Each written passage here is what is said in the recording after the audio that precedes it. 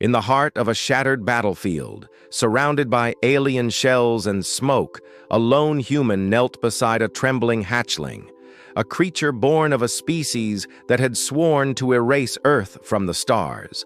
But instead of raising her weapon, she sang.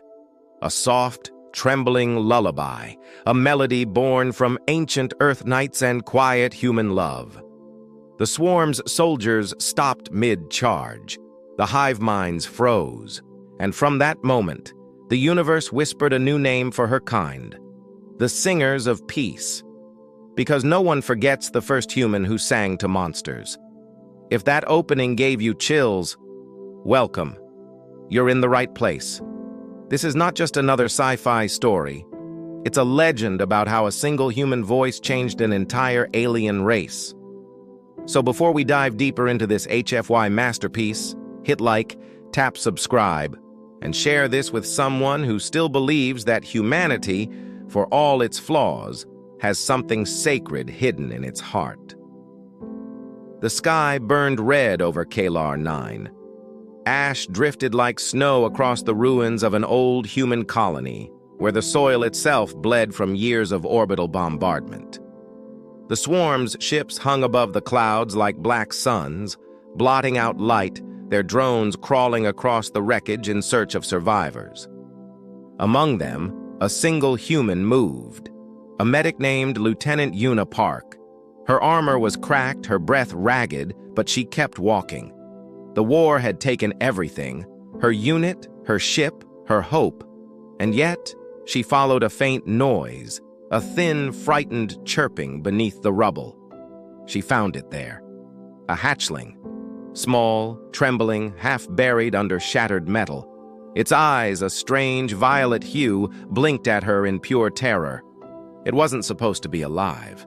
The swarm didn't leave the young behind. Yuna lifted her weapon, her fingers shaking. She should have ended it. Protocol demanded it.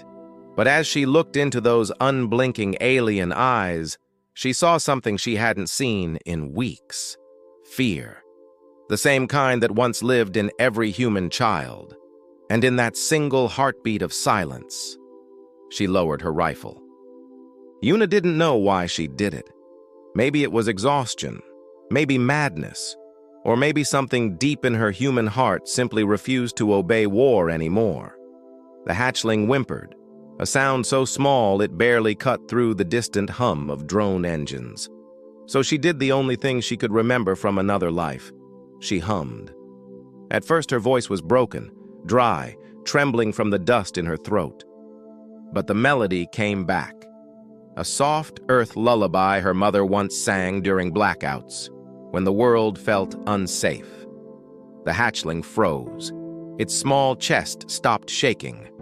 Those wide alien eyes blinked slowly, as if trying to understand what this strange vibration meant. Then something impossible happened. The drones nearby halted their scanning beams. One by one, their red sensors flickered amber, confused. The hive net, that shared mind connecting millions, pulsed with static. Command nodes stopped mid-attack. Tuna didn't notice. She was still singing. The melody floated over the ruins, fragile but unbroken. A single human voice carrying through smoke, through fear, through species and hate. And for the first time in history, the swarm listened. Across orbit, the hive mind reeled. Billions of neural threads flickered as the swarm's collective thought wavered for the first time in its existence. The human sound, that gentle, imperfect vibration, wasn't data, wasn't command, wasn't war. It was something else. They didn't have a word for it. Not yet. From the smallest drones to the ancient queens in orbit, the entire swarm froze. They felt the frequency echo through the network like a pulse that wasn't T-mechanical, a warmth that wasn't a T-chemical. The hatchling's panic levels dropped. Its body relaxed. A strange chemical signal radiated from it. Calm. Inside that shared consciousness, confusion turned to fascination. "What is that resonance?"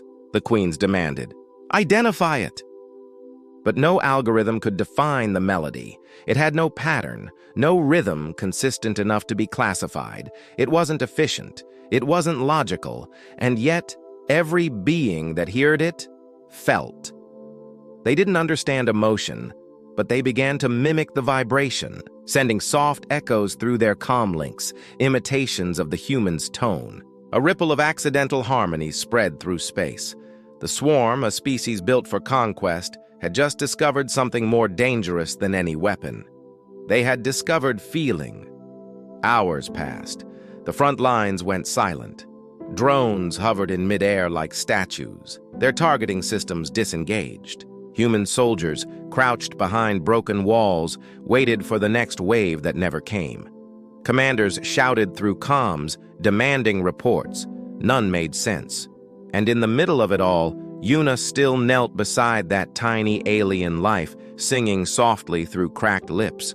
Her voice wavered, raw from smoke and grief, but she didn't stop. The lullaby wasn't for victory, it was for life. For something innocent in a galaxy that had forgotten what innocence was. Then, the impossible happened. A transmission cut through every human channel, a swarm frequency, unencrypted, unarmed. "We request more sound." Yuna froze. Across the command networks, humans stared.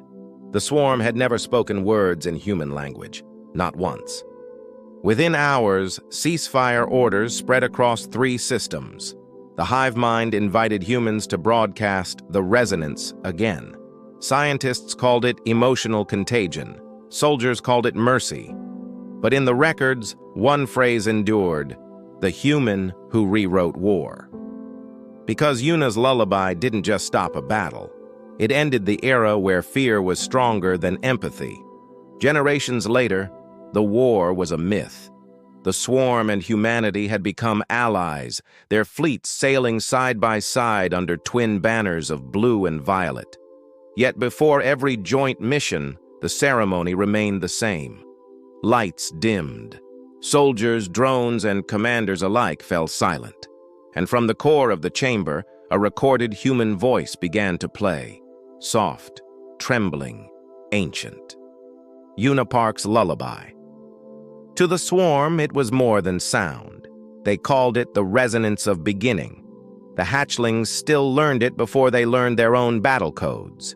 Queens hummed it before giving birth to new broods. Even the warships carried the melody within their systems, a sacred echo of peace. No one ever forgot that it came from a single wounded human who sang to a terrified creature in the dark. That her song rewired an empire of logic into something capable of compassion.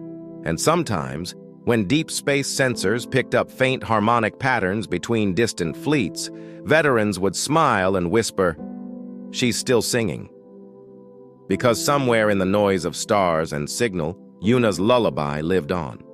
A reminder that the smallest act of humanity can echo forever.